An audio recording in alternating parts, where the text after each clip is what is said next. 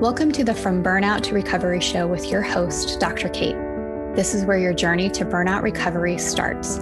Are you feeling overwhelmed or like work has become unmanageable? Join me and my guests for open and honest conversations about burnout recovery from the comfort of the front porch. I am here to help you build your resilience and prepare you for burnout in a whole new way through a variety of perspectives. Move past the idea that burnout can only be addressed by avoidance and work to integrate recovery into your daily life. Relax, take a breath. The From Burnout to Recovery show starts now. Hello, everyone, and welcome to the From Burnout to Recovery show with Dr. Kate on Transformation Talk Radio. I'm your host, Dr. Kate, and of course, as always, I am excited to welcome you to the show today. I want to remind you that as you are enjoying the show, if you haven't yet, be sure to hit that subscribe button so you never miss an episode. And do me the honor of leaving us a 5-star rating as well as a review telling me a little bit about what your favorite part of this show was. Today, we are going to be joined by our guest, Teresa Lodato. As a former stressed out financial services executive of a Fortune 500 firm, Teresa Lodato now guides stressed out people pleasers to trust themselves by discovering innate wisdom, creating incredible breakthroughs in their personal and professional lives. By breaking down the complexities of neuroscience and psychology into practical tools to elevate performance while integrating mind and body practices, her clients learn to create balanced and healthy relationships which promote effective communication and bridges to connection. Mm-hmm. She is an author and speaker in addition to being a highly sought after coach for forward-thinking individuals and organizations, as well as the founder of Becoming Aware. Teresa, welcome to the show. Thank you so much, Dr. Kate, for having me. It's a pleasure. Well, I am excited to chat with you today for sure. Of course, to get us started, the question I always ask everyone is, tell us a little bit more about yourself, your own experience with burnout and your journey to recovery. Absolutely. So I think, we always think of burnout as being a point in time, but with myself and with all of my clients, when we start exploring it, we realize how long the trajectories will be. So I don't want to go into all the details, but kind of that pivotal moment of burnout really occurred when I was waking up at 3:45 in the morning to go to the gym, make it into San Francisco to my office by 6 a.m. before market hours. Work all day, come home, I'd have to leave the office early to pick up my son from daycare before it closed at 5:30, make him dinner, spend some time with him, put him to bed, shower, get in bed myself, wash and repeat all week long. Mm-hmm. And I have had chronic migraines my whole life. So usually on the weekends, I'd be out with a chronic migraine. And my husband at the time is a challenging person. Let's just say it that way. He's a toxic personality type. And so our marriage was extremely difficult. So between the emotional, just burnout, and then the mental burnout of, my job, it was, I worked for private banking investment group for, major Wall Street firms. So it was a very intense job. I was structuring loan deals. And it just, between that and then even the physical with the migraines and everything else, I ended up developing a rare and serious illness called hemiplegic migraines, where I get stroke-like symptoms along with migraine pain. And it ended my financial services career. Yeah. There was nothing I could do. And so that point in time, is when I realized, wow, I've really been working myself really to the bone, across all aspects of my life. And I thought at the time that maybe I just need to shift careers. Maybe that's all I need. We're always looking for that easy answer. Yes. And so I started studying psychology in grad school on the way to becoming a counselor.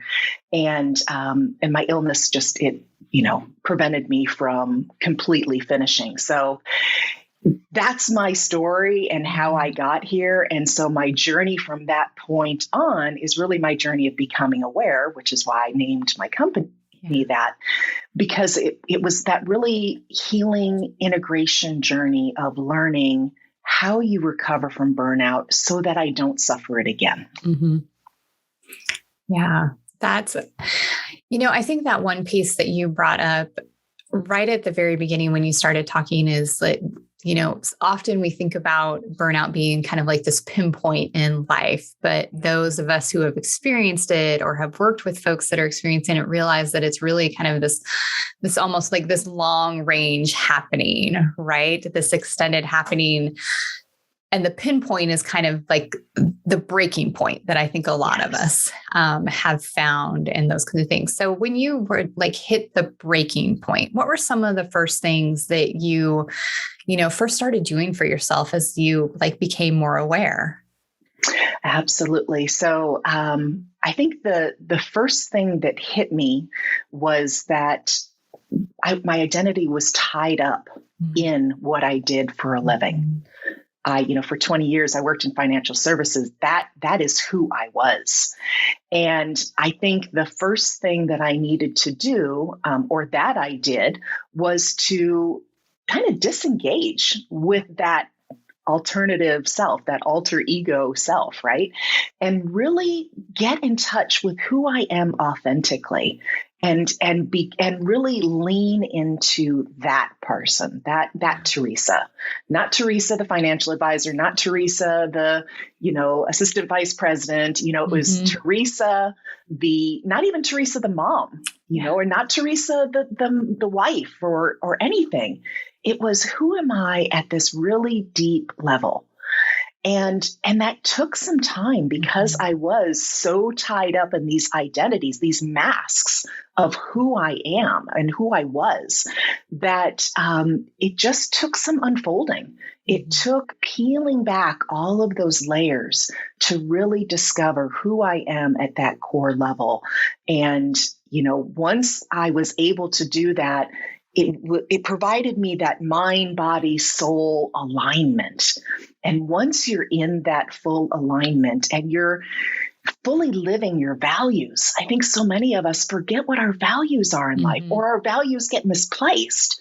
And so when we fully align with the values of who we are, man, things just, it's not even like we have to do anything. It just automatically shifts. It's like, all of a sudden that flashlight beam becomes, starts out being really narrow, and then all of a sudden it gets really wide and we can see with so much more clarity and wisdom. So that was my first step. Yeah. I am so I'm excited, and mostly I'll say excited in that you kind of brought up the piece that I think probably a lot of listeners are, I know I definitely identified with, and I'm sure a lot of our listeners will too, that piece of being, tied, your identity is tied to the work you do or the other roles that you play in life and in those kinds of things. So what were some of the ways, and you kind of talked about like peeling back the onions and finding like those values for yourself and those kinds of pieces, but in what other ways did you almost like, I want to call it an uncoupling yourself from, from those roles. What are some strategies and some things that you did to help yourself do that? Well, I think definitely, with all the coursework that I studied, psychology and graduate level, and then I've also done a lot of studying in neuroscience as well. And I think for me personally, I like to understand how things are happening. And so I'm really curious. And when I came across some research in neuroscience about how the brain works and kind of our body budget, we all have a body budget. And if we're not doing things to really feed that budget, to make deposits into that bank account, in essence, then we're taking things away. We're constantly withdrawing. And so just having that general awareness around the fact that, yes, indeed, we all have a body budget. There's, only a certain capacity that we can handle. And then making sure that we are in right relationship with things that allow us to feed our body budget, to restore our body budget. So that's things like recognizing when you are experiencing relational trauma. For me, recognizing that my ex-husband is toxic, and there's no blame, there's no guilt, there's nothing for me to hold. It's just how he expresses himself. It's how his brainwave or his neural pathways are built. Yeah. People that have toxic personality types, the way their brain is mapped is just different from other people. So there's no blame, there's no guilt. It's just acceptance. And in that acceptance allowed me to forgive and allowed me to, even in developing the co-parenting relationship that we've had for the past 12 years, allows me to see him for what he does bring to the table and let go of all the toxic nature. And I have such healthy boundaries in place now that if he does try to plug in back into my energy and zap me, I'm able to stop that and hold that healthy boundary, which restores my energy. It gives me my energy back. So that's one really great thing. Also, just recognizing what I'm capable of. I have an illness that there's no cure for. There's no cure for migraines, and there's no cure for hemiplegic migraines. There are only ways to manage it. And so recognizing in myself what I can handle, what I'm able to do, and it's not what everyone else can do. I am limited. However, not holding guilt, not holding anger or any resentment around that, just accepting it. And in that acceptance, I've been able to forgive my body for not being able to do all the things that I want to do in the world. And so I think those two options, or not really options, but choices that we have to choose how we're aligning with one another and how we're allowing those below the line emotions, anger, worry, greed, resentment, manipulation, control. Those are all kind of below the line emotions, and really shifting those into the more above the line emotions. Instead of, talking bad about my ex-husband or putting him down, what can I appreciate about him? What can I be grateful for? How is his relationship working with mine to provide our son the best experience? What is our relationship teaching our son? And so finding gratitude in that and being able to release all those really strong below the line emotions that, I used to feel has really, like I said, fed my body budget and allowed me to be more of who I'm meant to be and be of service and to do the work that I do now. Yeah. I really like the concept of a body budget. And I don't know that I've heard kind of similar, managing kind of your time, managing your energy in those pieces. I've never thought about it in a way of as a body budget. And I think that is such a great way to think about when we are trying to manage our energy and in those pieces in that regard. I'm curious what you might say to a listener who's like, okay, I'm ready to dig in and to do some work, but, I'm struggling with the acceptance piece and the not placing, blame or judgment on those pieces. What are some things that they can do to just start bringing more acceptance into their life? Yeah, well, I think, the gratitude list, that's something that a lot of people use and say. I think that's a great place to start. What are you grateful? Because even people who, you hear about these tragedies, really horrific tragedies. And yet there's always a little nugget of something positive that comes from it. I grew up Catholic. And so, my grandmother and my mother, were devout Catholics. And they always said, every cloud has a silver lining. And I think, I used to just kind of poo-poo that, when I was younger. But, hearing about all the, being an adult and getting just overwhelmed with everything that's going on in the world really looking for those places where what positive the action is coming out of this. And there's always something. It may, especially when we're super close to it, it can be really difficult to see. But if we take that step back, if we start embracing that ability for metacognition, the ability to be able to step away and kind of take that helicopter view or that bird's eye view of what's going on in our life, take a different perspective, then I think that we're able to open ourselves up to other possibilities. And I know that's something that I work with a lot of my clients on. It generally comes up earlier on in the sessions, playing with the idea of what other possibilities are out there. And, the way I do it is through a neuroscience way, so that we're really kind of disengaging from what our logical mind is thinking, and really tapping into that more default mode network, that more creative aspect of our brain. And so, being able to do that just allows the different perspectives, and then we examine them, and then the client gets to choose what perspective feels the best to you. Which one do you want to live by? Because I think that's the spiritual aspect that so many either forget or disregard, is that we all have a choice. And this isn't a life where it's laid out, it's predetermined. We all have free will. We all have a choice. And in every single moment, we have a choice to choose how we want to see things, how we want to view things, how we want to hold things. And so it's really important for me to make sure that the perspective that I'm holding is one that's supporting my body budget, that's giving energy back to me so that I have more that I can give to others. Oh, that is fantastic. This question has been on my mind since you started kind of talking about your journey and those kinds of pieces. And so my wonderment here is, was there anything that you discovered about yourself that surprised you? Like on my journey afterwards? Yeah. What surprised me was that I have these gifts inside of me, and everyone has gifts inside of each one of us. And I wasn't using them. Like I had shut them out. I had started ignoring them and kind of disregarding them.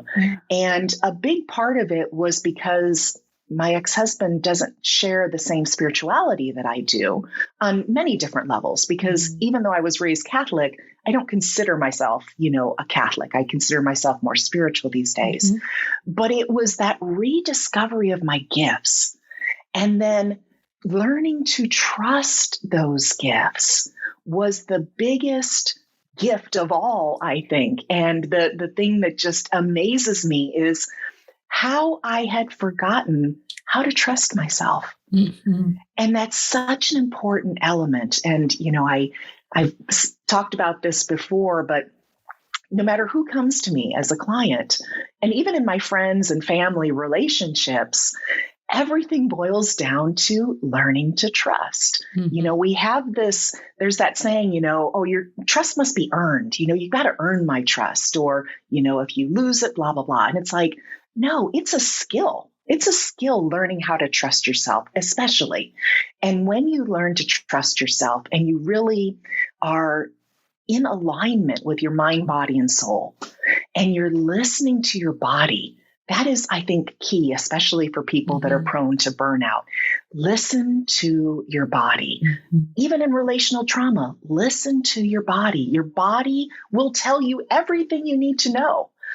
Dr. Candace Pert was a prominent, she studied all sorts of things, but some people call her neuroscience and early neuroscience, but she was a molecular biologist, and she had studied, some other things. She was coined the founder of psychoneuroimmunology, essentially, because she had this really grasp on all these different fields and how they overlapped. And she's now deceased, but when she was alive, she made the statement, your body is your subconscious mind. And when I heard that, it just kind of blew my mind at so many different levels. We all know that we, hold emotion. Like if you go have a massage, oh, you're really tense, oh, you must have a lot of stress in your life. We know that our bodies hold these different emotions. Yeah. She actually did some studies that show that there's molecules of emotion. So the emotion actually attaches to the outside of the cells. And that's how, like in our neural pathways, our neural networks in our brains, when we have emotion tied to a memory, that neural pathway is even stronger. Mm-hmm. So the brain actually predicts what's going to happen based on past events. So it's not reacting to what's happening in a situation. It's saying, oh my gosh, okay, I know this feeling. And what I did last time and all those times before is I did this, X, Y, Z. And it, generally releases a stress response of some sort. And so it's a very unconscious release or pattern that happens. And so the more aware we can become of that, the more we can stop that earlier before we tumble into that full-on stress response and have more options to consciously choose what we want to have happen. Mm-hmm. We can calm down. We can listen to our body. People have heard all over the place, they're walking down the street and the hairs on the back of their neck stood up. Or they had a really kind of sick feeling before they went somewhere. Mm-hmm. Or there was, they got a headache around this one particular person all the time. Yeah. Those are all ways that your body is communicating information that is vital for your survival and vital to keep you in balance. Yeah. Because your body wants to keep you in balance. Your brain wants to keep you safe. Your body wants to keep you in balance. So being able to learn to trust that is what is really powerful. Yeah, that is, could not agree more. That is so important, I think. So I would say, listeners, so be sure to consider what are maybe some of your gifts that you may need to discover or knew about, but aren't using or haven't used for a while. And what can you do to bring those back and listen to your body in those aspects, tune into it and trust that it is telling you something that you need to know in that aspect. Teresa, what is one additional piece of advice that you would offer our audience members? Well, I think just to kind of piggyback on what I was just sharing, if you are someone that has experienced relational trauma or any physical trauma or emotional trauma, know that if you've experienced trauma in your life, and most of us have to some degree, there's little t trauma and there's big T trauma is how a lot of people explain it. Recognize that if you've experienced trauma in your life, your brain is going to be hypersensitive to certain things. And so in your process of learning to trust, it is vital that you develop a practice of presence, develop a practice where you can more readily calm your vagus nerve, your nervous system, so that you're not asking your body or receiving the information that the body's sending out in that hyper alert, that don't go there, don't do that, right? It's more, okay, when you feel that, don't disregard it, but calm yourself, get present, and then ask again. Yeah. And when you ask again, most likely you're going to hear, it's not the sky is falling, it's just take an umbrella, something small. Yeah. And so I think that that's a really important tip for people to also take away. Absolutely. Well, thank you so much, Teresa, for being on the show today. Where can our audience members connect with you if they'd like to find out more? Absolutely. The best place is my website, which is my name, teresalodato.com.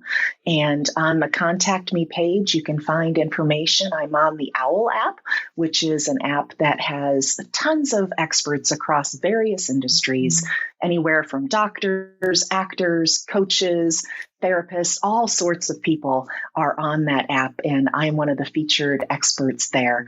It's a place where you can call me up and we can chat for 10 or 20 minutes. I can answer questions. You can learn a little bit more about what I do. Or you can always schedule a time on my website as well to experience a breakthrough session with me for free. Awesome. And thank you so much for providing those resources to our listeners. Listeners, of course, you can find that website link in our show notes. Teresa, thank you so much for being on the show today. Thank you, Dr. Kate, for having me. I am so grateful for our guest, Teresa Lodato, for coming on the show today and just giving us some additional perspective in that piece in regard to, I think some of the things that I'm definitely going to take with me are that aspect of acceptance and definitely the body budget when it comes to managing my energy and what I need to do and maybe reconsider when it comes to setting some boundaries around that body budget and how I can maybe do a better job of managing that aspect. We're going to move into our recovery moment. And today we are going to be visualizing your peaceful and beautiful place. So it will be a really nice visualization for you to utilize whenever you need to just find some beauty and appreciation in your life. Before we head into our recovery moment, I just want to remind you, please go ahead and hit that subscribe button so you never miss an episode, you never miss a recovery moment, and be sure to give us a 5-star rating as well as a review in regard to what's your favorite part about the show. So let's get started with our recovery moment. So, dear listeners, as we move into our recovery moment, I want to remind you to make sure that you're doing so in a safe space, a place where you can just be present and mindful, where you're not thinking about anything else. And if that's not where you're at right now, no worries. Give this a listen and be sure to come back when you're able to listen a little more thoroughly. So, as I mentioned, we're going to be visualizing your beautiful or your peaceful and beautiful place. Visualization is a powerful method that allows you to use your imagination to help you relax. So again, I don't want you to do this when you're driving, but I'd like you to return to it later when you can and find a quiet time to relax. So let's find a simple, comfortable spot, listen to my voice, and follow my direction. Take a moment to sit back and relax. Gently close your eyes and breathe deeply into your abdomen. Feel yourself in your body right now in this moment. As you breathe, allow your body to completely and fully relax. Stress is flowing out of you with each and every breath. Your body is becoming limp and comfortable. Let the tension in your brow go. Let the tension in your lips go. Let the tension in your eyes go. Let the tension in your jaw go. Let your tongue be relaxed and away from the roof of your mouth. Just relax in the comfortable darkness that surrounds you. Once you feel completely relaxed and centered, start to bring yourself to one of your favorite, peaceful, beautiful places. This could be a place you've been before, like a silent redwood grove with cool shade and towering ancient trees that protect you in their mammoth embrace, or a white sand beach where the ocean waves gently lap the shore and the smell of the sea makes you feel at home. It could be a place built entirely in your imagination, a lovely, slowly swaying bridge that you stand on, watching a babbling brook flow away beneath it, or an ancient oak in the autumn, something out of an old legend, or golden leaves falling around you as you sit under the shade and you watch the golden orange sun pass over the horizon into twilight. Wherever this special, peaceful place is for you, take some time to imagine it as completely as you can all around you. Once you have your special place in mind, bring yourself into the picture. Imagine that you are in this beautiful place. Put yourself there. Take a walk and look at the lovely, peaceful, relaxing surroundings. Before, you were looking at this peaceful scene like a painting from a distance. And now you're a part of the scene. You are living it. Be there right now. What do you see around you? There's no need to actually verbally answer this question. Just look around and see what you see. What in this scene is most relaxing to you? Take a walk in this special place and see all that you can see. What do you smell in the air? Can you smell the trees and the soil of the forest floor beneath you? Do you smell the salty air of the ocean side? Bring scent into your visualization. Smell the air wherever you are. Reach out and touch something that's attractive and peaceful to you. How does it feel? Is it soft to your touch? You are living in the scene. You can feel the ground beneath you and the air on your skin. How does it feel? Take a moment to listen. What sounds do you hear in this beautiful new surrounding? Can you hear birds chirping in the woods? Do you hear the ocean waves in their perpetual booming rhythm? Perhaps there is music from an ancient flute in the background. Or maybe you hear the voice of an old friend that soothes and calms you. Whatever you hear, take a moment now to enjoy listening to it. You can stay in the scene as long as you want, enjoying this moment of relaxation that you've taken for yourself. Feel free to walk around in this special place as long as you want. It's yours. You can change the scene as you wish. Remember that this special place is always here for you. You can come back to it whenever you wish. You do not need to be afraid to lose it. It's always with you. The relaxation that you feel right now at this moment in your body is yours to call on any time you wish. When you're ready, let the scene before you dissolve back into your mind. Allow yourself to slowly come back to the comfortable darkness that was there before you imagined your special place. When you're ready, in your own time, you can slowly open your eyes and come back to this moment, this time, and this reality. Before you get up, take a moment to note how relaxed you feel right now, and then slowly, attentively, lovingly move on with your daily life. Remember, dear listeners, for more recovery moments, you can follow me at Dr. Kate Steiner on Instagram, and be sure to subscribe to the From Burnout to Recovery Show YouTube channel. I am so grateful to our guest, Teresa Lodato, and I'm grateful to each of you for listening. Thank you for joining us today on the From Burnout to Recovery Show with Dr. Kate on Transformation Talk Radio. I'm Dr. Kate, and I wish you peace on your journey. Thank you for joining me on the front porch today. Remember to download your free guide on how to recover from burnout in 2 hours a week on my website, drkatesteiner.com. And as always, be well, my friends. Thank you for joining me, Dr. Kate, on the From Burnout to Recovery show, where you are starting your journey to burnout recovery. You are invited to join me on the front porch every second and fourth Friday of the month on transformationtalkradio.com to continue growing in resilience and integrating recovery into your daily life. If you would like to learn more or find out how to work with me, visit liftwellnessconsulting.com.